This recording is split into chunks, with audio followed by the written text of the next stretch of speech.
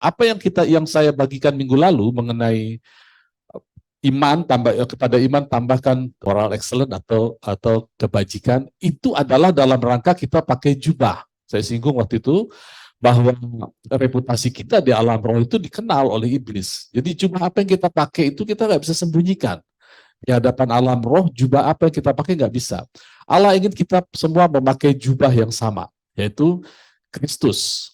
Kalau dulu jubah itu dipakai di luar, ya orang bahkan memuji Tuhan itu bisa dipakaikan tapi masih dikenakan di luar.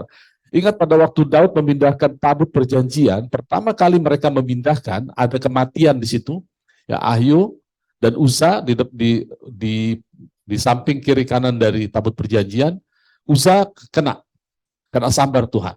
Padahal mereka sudah mengenakan jubah pujian.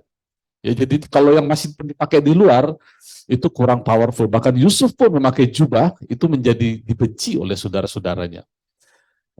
Biasanya dikatakan kita dipakaikan jubah kebenaran. Itu masih perjanjian lama.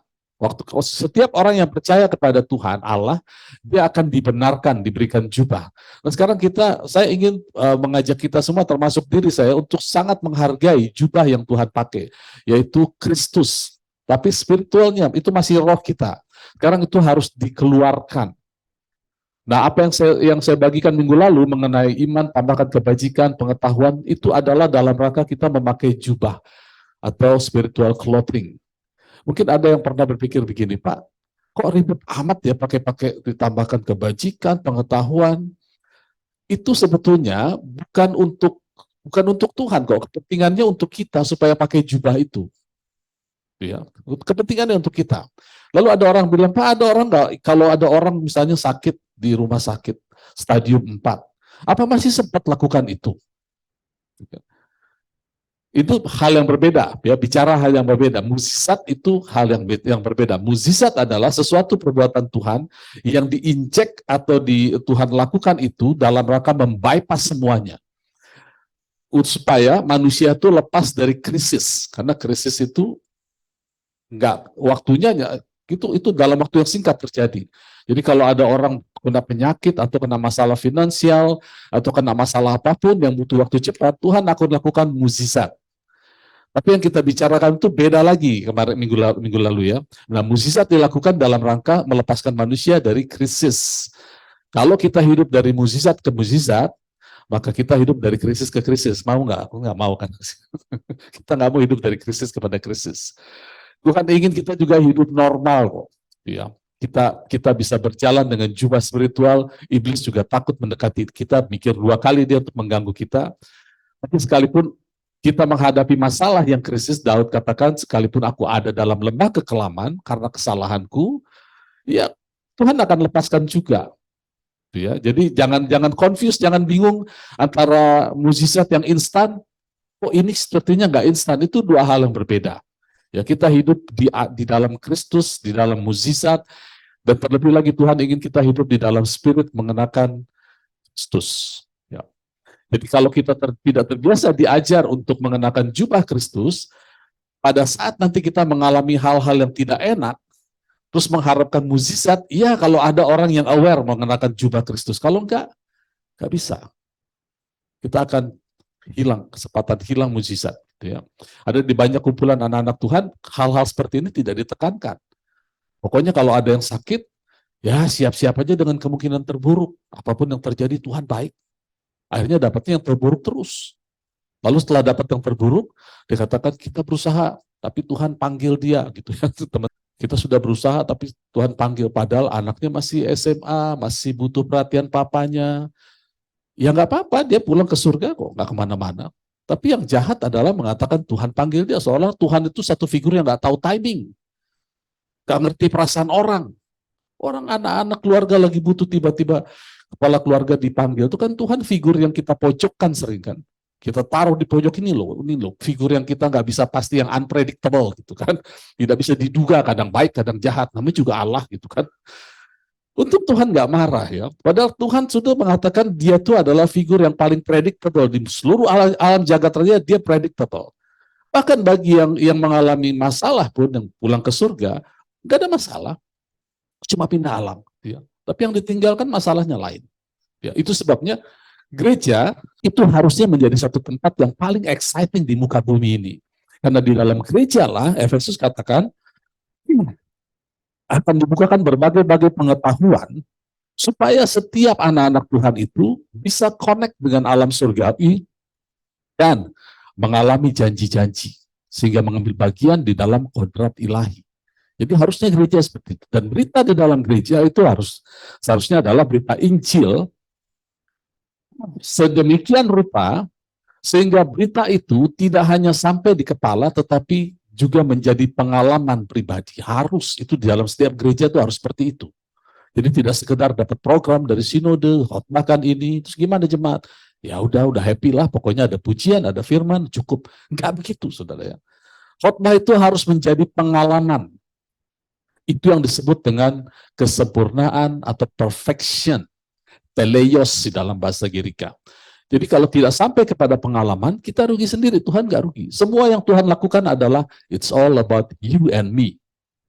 Di gereja menyanyikan it's all about him. Tapi jangan lupa apa yang dia lakukan it's all about you and me. Dan memberikan kita jubah bukan supaya kita beragama, bukan. Memprotek kita. Setiap kita, anak Tuhan, itu adalah satu figur-figur spiritual yang bisa memanifestasikan mukjizat. Sekalipun tidak semua dari kita sebagai pembawa berita kepada tubuh Kristus. Nah, kepada tubuh Kristus ada 5 jawatan. 5 jawatan tentu harus anak Tuhan. Dan 5 jawatan ini tidak lebih tinggi dari anak Tuhan. Dalam pekerjaan, dalam apapun. Kecuali dalam scope of work atau tanggung jawab. Beda. Ya, jadi bukan berarti saya misalnya punya banyak pengetahuan, lalu saya bisa bikin iklan, ayo gereja undang saya akan bicara suara Tuhan kemana-mana. Bukan begitu, saudara. Ya. Tuhan tentukan saya untuk Cibubur City Blessing. Saya nggak boleh kemana-mana. Karena di gereja lain, ada program lain. Saya nggak boleh ngacak. Tetapi dalam hubungan pribadi saya, misalnya di lingkungan tempat saya tinggal, lingkungan tempat saya kerja, atau Bapak Ibu Saudara juga, kita semua punya tanggung jawab yang sama, memberitakan Injil, menyembuhkan orang sakit, membangkitkan orang mati, melepaskan yang terikat, kita sama semua. Fungsinya aja beda. Waktu bicara soal tubuh Kristus gereja lokal, ada 5 fungsi yang bekerja. Jadi nggak boleh campur aduk. Nah, untuk melakukan itu semua, kita perlu mengenakan Kristus. Ya, dari karena itu, sekarang kita buka ke Kolose pasal 3, ayat 1 mulai. Kolose pasal 3, ayat 1. Karena itu, kalau kamu dibangkitkan bersama Kristus, ingat Kristus itu adalah pakaian kita, pakaian spiritual. Ya. Karena kan masih spiritual ya, saya belum bicara keluar, jadi belum bicara nanti orang melihat Kristus atau enggak, itu ada hal yang berbeda. Kita menjadi Kristus adalah satu hal, orang melihat Kristus dalam kita itu hal yang berbeda. Ada 2 hal yang berbeda. Ya. Setiap gereja harus mengajarkan ini. Carilah perkara yang di atas di mana Kristus ada. Duduk di sebelah kanan Allah. Ya, jangan lupa kita pun duduk di dalam Kristus, tersembunyi di dalam Allah bersama-sama dengan Kristus. Pikirkan perkara yang di atas, bukan yang di bumi, sebab kamu telah mati dan hidupmu tersembunyi dengan Kristus di dalam Allah. Ya, kita sudah mati, jadi Kristus memang di atas, kita pikirkan di atas karena kita juga ada di atas. Spirit kita, roh kita. Kemudian ayat 4, apabila Kristus yang adalah hidup kita, ditekankan lagi, yang Kristus adalah hidup kita. Filipi 1 ayat 21 juga bilang, bagiku hidup adalah Kristus. Ini sama, paralel ayat ini. Ya. Apabila Kristus yang adalah hidup kita menyatakan diri kelak, ya datang kedua kalinya, kamu pun akan di-rapture, diangkat, dan tidak mengalami penganiayaan. Begitu kalimatnya? Enggak, kan? Makanya sekarang berita rapture, saya katakan itu berita hoax. Dalam gereja, mana-mana orang bilang rapture. Ini ayatnya jelas, kalau Kristus yang adalah hidup kita menyatakan diri kelak, kita bukan diangkat, kita bersama-sama menyatakan diri. Tuhan tidak mungkin melanggar firman-Nya sendiri, kan? Kamu pun akan menyatakan diri bersama dengan Dia. Ya. Jadi pada saat Yesus datang kedua kalinya, kita menyatakan diri bersama dengan Dia. Gimana caranya, Pak? 1 Tesalonika 4 ayat 17, kita akan di-coach up. Ya, tidak ada kata rapture satupun di dalam Alkitab, nggak akan ketemu. Yang ada adalah coach up. Coach up itu mata kita dibuka, melihat hal spiritual, Lalu dilengkapi di 1 Korintus 15, tubuh kita dirubah. Jadi gabungkan 1 Tesalonika 4 ayat 17, 1 Korintus 50 ayat 1 Korintus 15 ayat 50 dan seterusnya. Itu komplit sama ini digabungkan, itulah peristiwa Yesus datang kedua kalinya yang tidak lama lagi. Itu saya tidak bisa sangkal. Kita makin dekat kepada kedatangan Tuhan.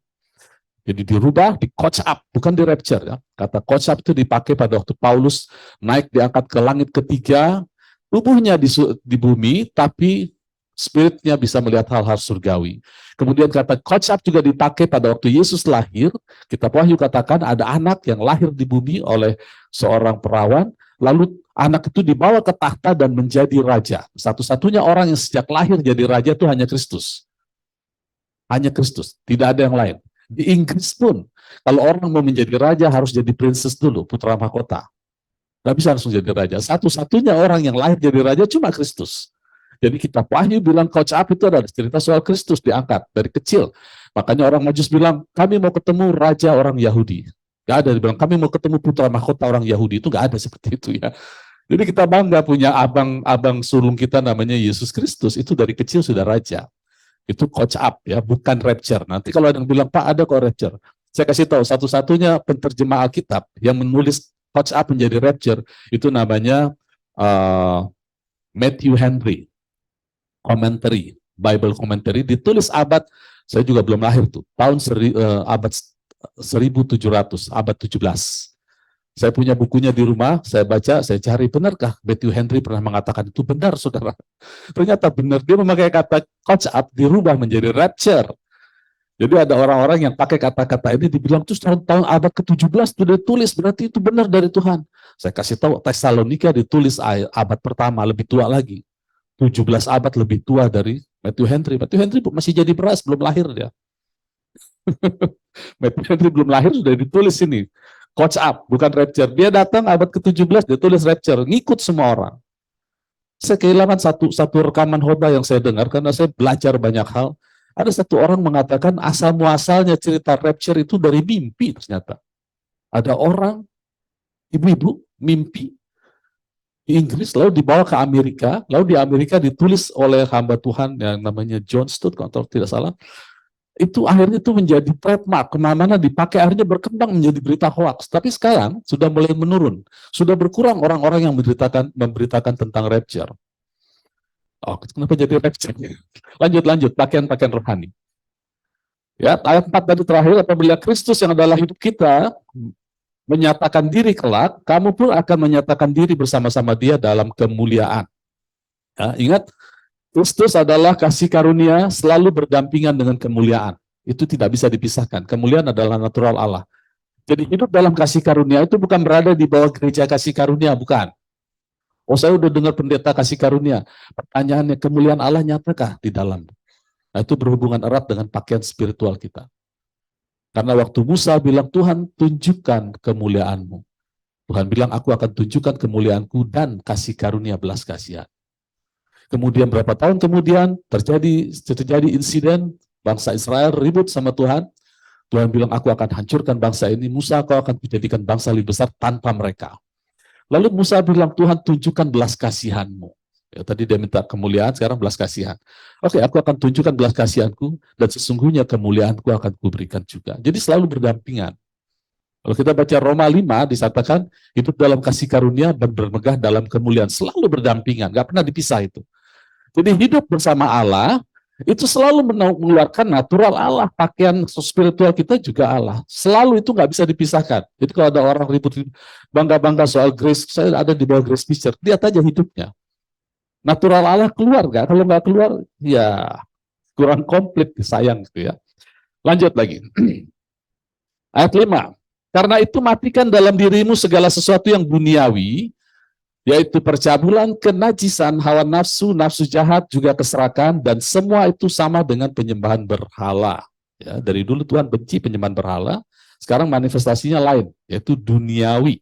Percabulan, kenajisan, hawa nafsu. Nah, kalau saya dibuka di Galatia 5, bagaimana kita lepas dari hal itu?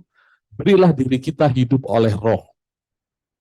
Mengucapkan firman adalah tema yang sering kita bawakan di tempat ini. Mengucapkan firman itu sama dengan memberi kesempatan firman berbuat di dalam diri kita. Kalau kita tidak mengucapkan firman, kita tidak pernah kasih kesempatan kepada firman untuk melakukan sesuatu dalam diri kita. Ngerti nggak ngerti, ucapkan. Bukan ngerti nggak ngerti baca, saudara. Kalau ngerti nggak ngerti baca itu nggak powerful. Ngerti nggak ngerti, ucapkan. Karena dari ucapan itu masuk ke hati, nanti dia yang berbuat. Nanti kita akan mengerti sendiri. Ayat 7, dahulu kamu juga melakukan hal-hal ketika kamu hidup di dalamnya, melakukan hal-hal itu. Tapi sekarang, ayat 8, buanglah semuanya ini, yaitu marah, geram, kejahatan, fitnah, kata-kata kotor yang keluar dari mulutmu. Jangan kamu saling mendustai, karena kamu telah menanggalkan manusia lama serta kelakuannya. Telah ditanggalkan, kok harus dibuang, Pak? Katanya telah ditanggalkan, kok harus ada dibuang, kan kontradik. Nah itu artinya memang kita sudah mengenakan Kristus di dalam, tapi program lama itu masih ada. Di pikiran kita itu masih ada. Jadi pada waktu kita mengucapkan firman, kita mendeklar firman, itu sebetulnya kita sedang ngajarin jiwa kita supaya itu dibuang. Gitu. Makanya saya katakan mengenakan Kristus sebagai pakaian spiritual dan mengenakan Kristus di dalam jiwa itu dua hal yang berbeda. Kita harus pakai dua-duanya. Untuk apa? Untuk kita juga kok. Untuk protek kita, protek iman kita. Ayat 11, dalam hal ini tiada lagi orang Yunani atau orang Yahudi yang bersunat atau orang tak bersunat, orang barbar atau orang skit, budak orang merdeka atau orang merdeka, tetapi Kristus adalah semua di dalam segala sesuatu. Karena itu, nah ini dia yang harus dipakai ya. Sebagai orang-orang pilihan Allah yang dikuduskan dan dikasihi, kenakanlah belas kasihan, kemurahan, kerendahan hati, kelemah lembutan, kesabaran. Kemudian ayat 13, sabarlah kamu seorang terhadap yang lain, ampunilah seorang akan yang lain, apabila seorang menaruh dendam terhadap yang lain, sama seperti Tuhan telah mengampuni kamu. Jadi kita sudah diampuni, dikenakan Kristus, lalu kita bisa mengampuni. Kamu perbuat jugalah demikian. Dan di atas semuanya itu, kenakanlah kasih sebagai pengikat yang mempersatukan dan yang menyempurnakan. Nah itu makanya saya katakan, minggu lalu waktu saya bicara tentang kepada iman, tambahkan kebajikan, tambahkan terus sampai akhirnya kasih, itu dalam rangka mengenakan Kristus di dalam kita. Karena pada akhirnya di sini di atas semuanya itu kenakanlah kasih. Kan orang nanya, gimana mengenakan kasih caranya? 2 Petrus 1 katakan, kalau kita ada iman, ada firman Tuhan, respect. Kita harus punya moral yang excellent. Kita harus berani katakan itu yang benar. Kalaupun fakta tidak benar, itu yang benar. Ya. Sekarang banyak fakta yang digembar-gemborkan, ya, yang sebetulnya itu bukan kebenaran, itu hanya fakta. Fakta itu bisa berubah. Misalnya orang katakan, misalnya hal-hal yang baik, bahkan yang baik. Dibilang misalnya, kita harus berusaha mendapatkan passive income. Kan? Passive income. Satu contoh aja ya. Setiap kita passive income supaya kita hidupnya bisa lebih makmur, bisa sejahtera. Firman Tuhan itu bertentangan dengan yang begituan, saudara. Passive income itu sekarang menjadi salah satu kata-kata toksik. Menurut ahli ekonomi. Dulu digembar-gemborkan, bukunya banyak, laris dijual. Ya. Sekarang ternyata dibuktikan itu adalah kata-kata yang toksik. Passive income. Karena yang nulis passive income sampai masa tuanya kerja terus. Sementara mereka yang begitu terikat, begitu terpesona dengan passive income, nggak kerja, akhirnya jatuh miskin. Karena orang yang nggak kerja jangan makan, dia kata Alkitab kan. Nah di gereja ada nggak ajaran passive income? Nggak ada. Yang ada adalah active income. Aktif ya. Kamu adalah terang, bangkit dan menjadi terang. Nanti harta bangsa-bangsa datang kepadamu. Aktif tuh. Artinya Kristus yang ada di dalam kita terang harus memancar keluar. Bagaimana caranya? Ya salah satunya dengan itu. Ada firman Tuhan, respect. Tambahkan pengetahuan. Paling penting ini pengetahuan. Pengetahuan itu adalah kata kunci di dalam kita mengikut Tuhan. Tanpa pengetahuan kita akan dibodoh-bodohin. Banyak kan jemaat-jemaat Tuhan, kalau lagi ada masalah, disuruh apa sama pembimbing rohaninya? Disuruh sabar. Bukan disuruh minta. Harusnya kan bilang janji Tuhan apa terhadap masalahmu. Yang sakit sembuh, yang miskin menjadi kaya. Oke, itu kita pegang. Sampai kapanpun kita pegang. Sampai pulang ke surga pun pegang aja itu. Nanti kalau nggak ngerti-ngerti selama kita hidup di surga diterangin sama Tuhan. Itu loh maksudnya. Oh gitu toh Tuhan, aku udah keburu pulang. Ya udah nggak apa-apa. Makanya di Yeremia pasal 3 ayat 15, coba buka. Yeremia 3 ayat 15. Nanti kita kembali ke Kolose. Lihat ya, ini Allah bilang, aku akan mengangkat bagimu gembala-gembala yang sesuai dengan hatiku, berkenan ya. Yang berkenan cuma satu-satunya adalah iman, belief sistem Allah. Sesuai dengan hatiku, mereka akan mengembalakan kamu dengan pengetahuan dan pengertian. Pengetahuan dan pengertian. By faith we understand. Bukan by doctrine we understand. Banyak orang kumpul-kumpul ngomongin doktrin, tidak akan ada pengertian. Yang ada perdebatan. Ya, saya berharap sudah ngerti bedanya iman dan doktrin. Kemudian pengetahuan itu penting. Makanya tambahkan pengetahuan kepada kita, bukan hanya respect kepada firman Tuhan, tapi tambahkan pengetahuan. Ini bisa dijalankan tuh. Kalau tidak ada pengetahuan yang membackup rasa respect kita, itu berbahaya.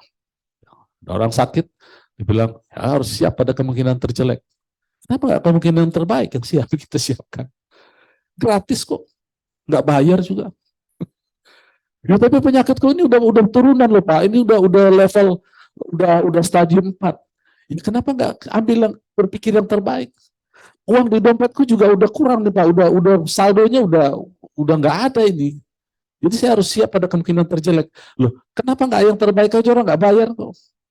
Belajar percaya, belajar mengucapkan, kasih dong kesempatan pada firman untuk berbuat sesuatu. Bukankah lidah dan firman adalah kombinasi yang paling ditakuti sama iblis? Kalau kita mengucapkan, kasih dong kesempatan sama dia. Kita harus fair dong. Jangan Jakarta aja yang fair, saudara. Kita juga harus fair. Kita harus fair sama Tuhan. Kasih kesempatan sama dia untuk mendominasi. Nanti dia akan ajarkan. Ya. Jadi pengetahuan dan pengertian adalah kata kunci. Ya. Balik ke Kolose pasal 3. Ayat 15. Kolose 3 ayat 15, hendaklah damai sejahtera Kristus memerintah dalam hatimu, karena untuk itulah kamu dipanggil menjadi satu tubuh dan bersyukurlah. Ya, itu kita dipanggil satu tubuh, mengenakan Kristus di dalam, lalu kenakan itu di luar sebagai attitude kita, tapi harus di dalam dulu. Yang di dalam itu nggak bisa dipreteli. Ada seorang hamba Tuhan melakukan podcast show, talk show. Ini menarik pembicaraan. Dia ditanya begini, bagaimana menurut Anda, ini hamba Tuhan ini punya tingkat keberhasilan dalam menyembuhkan orang sakit dan membangkitkan orang mati di atas 98%. Ya, hamba Tuhan ini. Dia bilang begini, yang namanya revival itu adalah peristiwa di mana seseorang kembali inline sama firman Tuhan. Itu revival.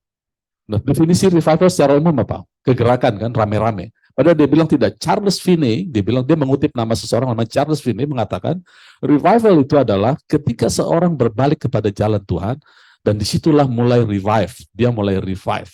Revival itu bukan atmosfer yang harus kita minta kepada Tuhan. Kita adalah revival. Jadi pada waktu kita masuk ke kumpulan ke rumah sakit atau ke keluarga, ke tengah-tengah kerumunan orang, kita tidak perlu menunggu-nunggu atmosfer dari surga. Kita adalah atmosfer. Itu harus berani. Kita adalah atmosfer. Ada banyak orang yang butuh pertolongan, didoakan dari sakit penyakit, dari masalahnya. Kita atmosfernya. Itu yang disebut revival. Nah, seringkali anak-anak Tuhan ingin melakukan sesuatu yang tentunya kehendak Tuhan, tapi dia katakan, Tuhan, lakukan sesuatu. Tuhan, lakukan sesuatu. Tapi mereka lupa bahwa Tuhan dari dalam perjanjian lama selalu melakukan itu di dalam bait-Nya yang kudus. Selalu seperti itu. Selalu ada penglihatan tentang bait kudus, selalu datang ke rumah Tuhan, dan kita lupa bait-Nya yang kudus adalah kita. Masih ingat pada waktu bangsa Israel ditekan, apa yang mereka lakukan? Masuk kepada bait kudus Tuhan, minta perkataan, lalu keluar membawa kemenangan. Sekarang bait kudus itu adalah kita. Jadi kita nggak usah cari-cari bait kudus lagi, kita adalah atmosfer, kita adalah revival. Itu harus diajarkan. Ya. Bagaimana caranya? Ya itu yang kita ajar, yang kita selalu ajarkan di tempat ini. Mengucapkan firman, memberi respect kepada firman Tuhan lebih tekun, lalu menguasai diri, pastikan apa yang kita baca itu kita dapat. Hati-hati dengan perbuatan baik ya. Perbuatan baik tidak ada yang salah, tapi hati-hati, itu bisa mengecohkan kita. Ya, ini saya cerita pengalaman saya bagaimana para hamba Tuhan yang bingung mau khotbah apa, kadang-kadang mereka stres nyari pembicara. Saya nggak pernah stres. Tiap minggu Tuhan kasih bahan khotbah banyak, Kalaupun nggak kasih ada Pak Freddy, ada yang lain gitu kan. Yang saya tahu juga penuh dengan firman Tuhan, nggak pernah stres gitu ya. Ya, jadi saya nggak pernah stres karena ada satu oknum pribadi di dalam saya yang mengasihi jemaat Cibubur City Blessing dimanapun, yang offline ataupun online. Dan pribadi ini tidak pernah kehabisan bahan khotbah. Itu yang saya kejar. Ya.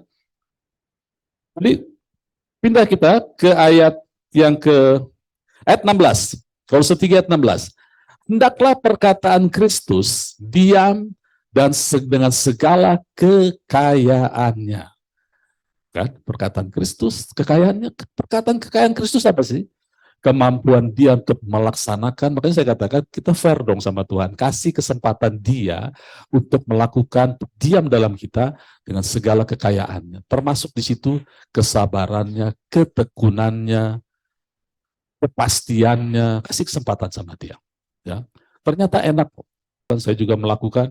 Nah, jadi saya pakai bahasa Inggris. Nah, bahasa Inggris kan kadang-kadang kan bukan bahasa, memang dia bukan bahasa ibu kita, bukan mother tongue. Jadi kadang-kadang saya harus mencerna di pikiran dan di lidah. Tapi semakin saya ucapkan sambil naik sepeda gitu ya, pagi itu 1,5 jam itu saya ucapkan seperti ngafalin lagu, sudah menghafalkan lagu. Kan awal-awal nggak ngerti, lama-lama kan masuk. Saya ucapkan, apalagi beberapa pengkhotbah yang saya ikuti itu ngomongnya cepat, orang-orang Texas ngomongnya cepat. Saya ikuti. Lama pertama-tama asal mengalir aja kayak mengarang lagu, tapi saya pikir pasti ada manfaatnya karena saya mau kasih kesempatan firman untuk melakukan sesuatu. Lama-lama masuk. Saya kumpulin firman mengenai kesembuhan, itu penting karena kita sudah di atas 50 semua. Ya. Dan apa yang kita ucapkan akan mengajar kita untuk hidup dengan pola baik. Jangan sampai kurang minum, jangan kurang tidur, itu akan diajarkan oleh firman itu sendiri. Kan firman itu kaya katanya kan. Dia mengajarkan segala sesuatu. Kemudian saya kumpulkan juga ayat-ayat untuk prosperity. Bisa terjadi kok. Apa aja bisa terjadi di dalam Tuhan. Orang suruh mengambil koin dari mulut ikan aja bisa. Apa hubungannya ikan sama koin sama bayar pajak? Petrus disuruh ngambil bisa. Jadi jangan batasi Tuhan. Kita fair, kasih kesempatan sama dia melakukan apa saja.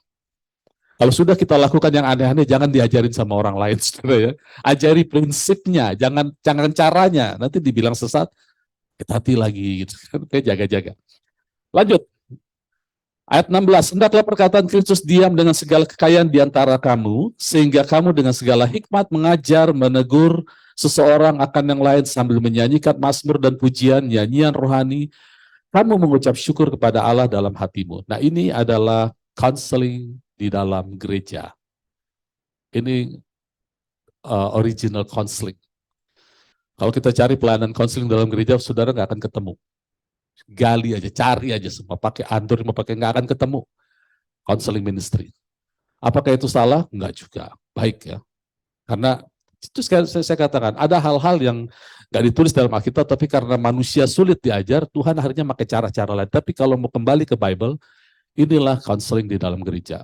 Siapa konselornya? Setiap kita. Setiap kita punya tanggung jawab yang sama. Kalau mau lihat lagi, buka sebentar ya supaya supaya nggak tanggung. Ibrani 10 ayat 24 ayat 25. Ibrani 10 ayat 24 dan 25, nanti kita kembali lagi. Ya. Supaya nggak tanggung. Karena kadang-kadang saudara di counseling, apalagi yang wanita nanti di follow up sama konselor pria, lama-lama jadi follow me. Yang pria di counseling sama yang wanita, lama-lama jadi hal-hal yang tidak baik terjadi. Ya. Ini yang original. Ayat 24, Ibrani 10 ayat 24. Dan marilah kita saling memperhatikan supaya kita saling mendorong dalam kasih dan dalam pekerjaan baik. Ayat 25. Ayat 25. Janganlah kita menjauhkan diri dari pertemuan ibadah seperti yang dibiasakan oleh beberapa orang, tetapi mari kita saling menasehati, semakin giat melakukannya menjelang hari Tuhan yang mendekat. Nah, ini adalah original counseling yang harusnya ada di dalam gereja. Ya, jadi jangan juga kita anti dengan pelayanan counseling, tapi keep in mind bahwa inilah yang ideal terjadi. Setiap kita itu bisa mengkonsel atau menjadi counselor. Mengapa? Karena di dalam setiap kita ada the great counselor tinggal dalam kita. Kembali ke Kolose 3 ayat 17, dan segala sesuatu, ayat 17 ya. Dan segala sesuatu yang kamu lakukan dengan perkataan atau perbuatan. Jadi melakukan firman itu ada dua ya, perkataan dan perbuatan. Kalau belum bisa berbuat apa-apa, misalnya ada orang sakit stadium 4, bagaimana sih melakukan perbuatannya? Nggak ada. Ya perkataan lah. Ya. Kalau ada orang yang nggak punya uang, bagaimana melakukan perbuatan supaya punya uang? Jadi perkataan aja. Perkatakan aku diberkati, uang datang kepadaku, aku adalah terang, aku ucapkan firman menjadi terang, dan datanglah itu yang namanya active income. Ya, beri, maka kau akan diberi, itu active income. Jadi dalam Alkitab itu nggak ada passive income, adanya active income. Ya, lakukan active income. Oke, sekarang saya akan tutup dengan 1 Korintus pasal 2. 1 Korintus pasal 2.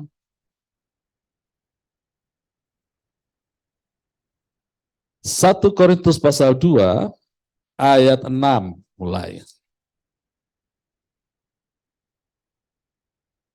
Sungguh pun demikian kami memberitakan hikmat di kalangan mereka yang telah matang, yaitu hikmat yang bukan dari dunia ini, dan yang bukan dari penguasa-penguasa dunia, yaitu penguasa-penguasa yang ditiadakan. Ya, bahasa Inggrisnya katakan, however, we speak wisdom. Jadi kita mengatakan wisdom. Siapa wisdom? Kristus. Di ayat atasnya. Yang kita ucapkan adalah Kristus. Tadi ayat Kolose bilang, biarlah Kristus dan perkataannya dan segala kekayaannya tinggal. Supaya apa? Supaya kita bisa speak wisdom. Speak wisdom. So, kalau setiap kita speak wisdom, maka original counseling di dalam gereja terjadi. Ya, speak wisdom. Ayat 7, tetapi yang kami beritakan ialah hikmat Allah yang tersembunyi dan rahasia. Kalau lihat konteksnya, apa sih yang tersembunyi dan rahasia? Kristus, berita salib. Ya, bukan yang lain. Konteksnya adalah berita salib. Kemudian, dan semua itu telah disediakan Allah bagi kemuliaan kita. Jadi berita salib adalah pengajaran tentang kasih karunia untuk kemuliaan kita. Kasih karunia dan kemuliaan harus berdampingan terus. Kemudian ayat 8, tidak ada penguasa yang mengenalnya, penguasa dunia ini yang mengenalnya, sebab kalau sekiranya mereka mengenalnya, mereka tidak menyalibkan Tuhan yang mulia. Baru ayat 9, tetapi seperti ada tertulis, apa yang tidak pernah dilihat oleh mata dan tidak pernah didengar oleh telinga, dan yang tidak pernah timbul dalam hati, apa itu? Berita salib. Konteksnya, berita salib. Itu disediakan Allah untuk mereka yang mengasihi Dia.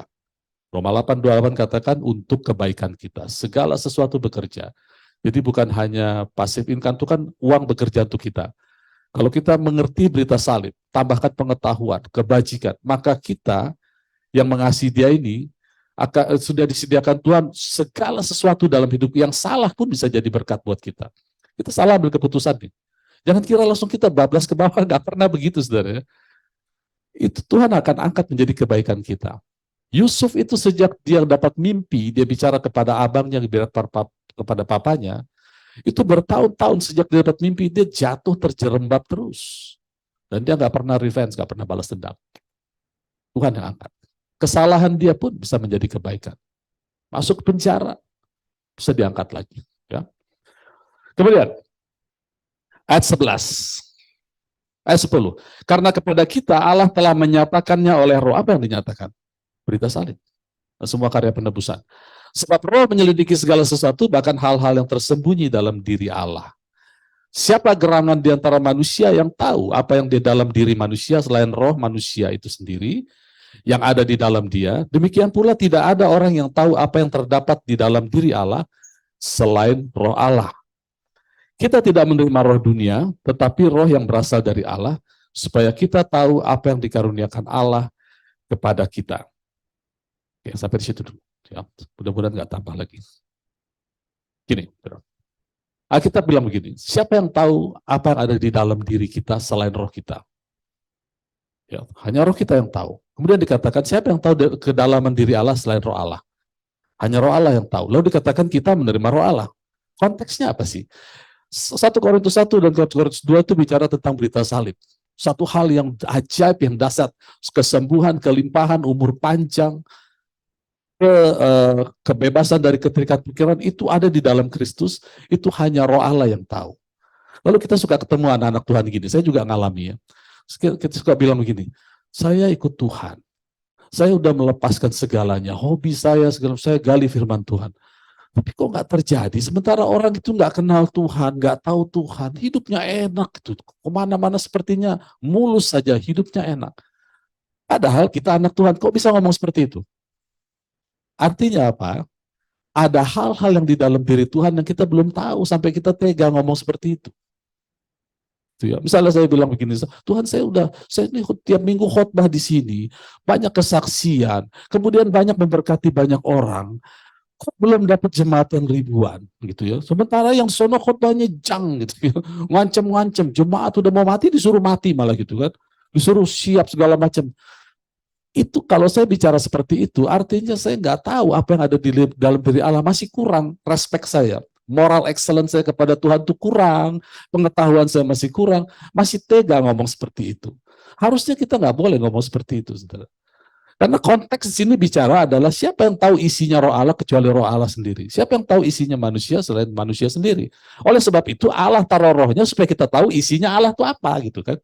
Lalu kalau kita masing-masing mengatakan sesuatu yang bertentangan dengan firman Tuhan, tidak punya moral excellent di hadapan Tuhan, artinya kan kita kurang mentranslate pengetahuan itu dalam diri kita. Maka saya katakan pengetahuan itu kunci.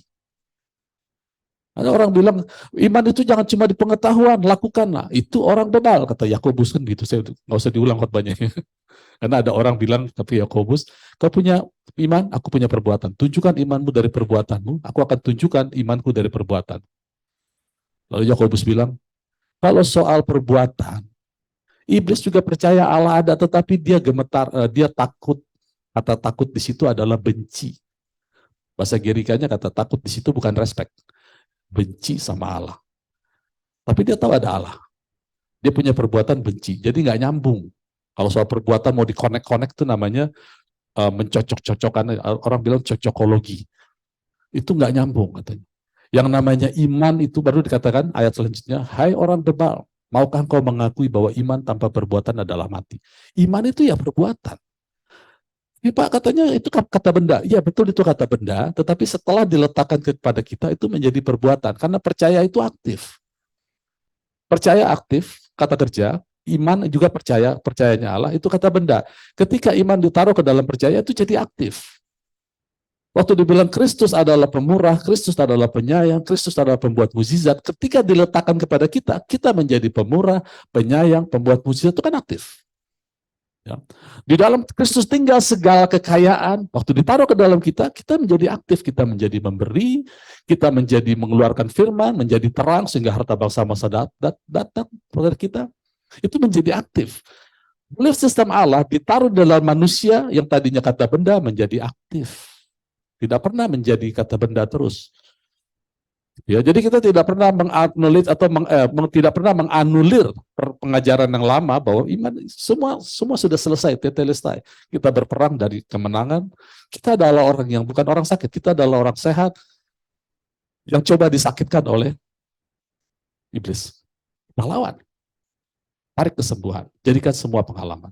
Jadi kembali lagi, yang tahu roh Allah isinya itu hanya Allah sendiri. Itu sebabnya rohnya ditaruh ke dalam kita, supaya kita jadi tahu, dan kita tidak mengeluarkan kata-kata yang against roh Allah, yang melawan roh Allah. Kita mengeluarkan kata-kata yang senada seirama dengan apa yang Allah katakan. Supaya apa? Ya kita fair dong di hadapan Allah, kembali lagi. Kasih kesempatan firman untuk bicara. Ini tidak boleh dianggap enteng, saudara. Nggak boleh dianggap. Pada saatnya nanti, pada waktu kita menghadapi masalah yang bisa tiba-tiba datang, kita bisa selamat. Bahkan mungkin masalah itu belum sempat datang. Kita dilindungi sempurna oleh Tuhan. Ya, dalam hal keuangan, penyakit, sampai masa tua kita bertumbuh dalam pengajaran seperti ini. Ya, jangan nanti semua seperti aman-aman, damai-damai, sekali ada masalah, kita mau melakukan iman, nggak dapat. Kayak mati angin, nggak sempat. Terus mengharapkan para penatua gereja, para gembala, nggak ada yang siap. Karena suasananya memang dibangun dari awal ya begitu, tidak ada pengajaran yang terlalu dalam. Sehingga pada waktu ada masalah, bingung semua. Nah, kita hindari itu di tempat ini. Kita hindari supaya kita bisa hidup di dalam janji-janji Allah. Amin. Janji-janji Allah itu adalah sesuatu yang penting untuk supaya kita bisa mengambil bagian dalam natural ilahi. Ya, Tuhan ingin kita hidup dalam naturalnya Dia, karena kita anaknya Dia. Amin. Puji Tuhan, Tuhan Yesus memberkati.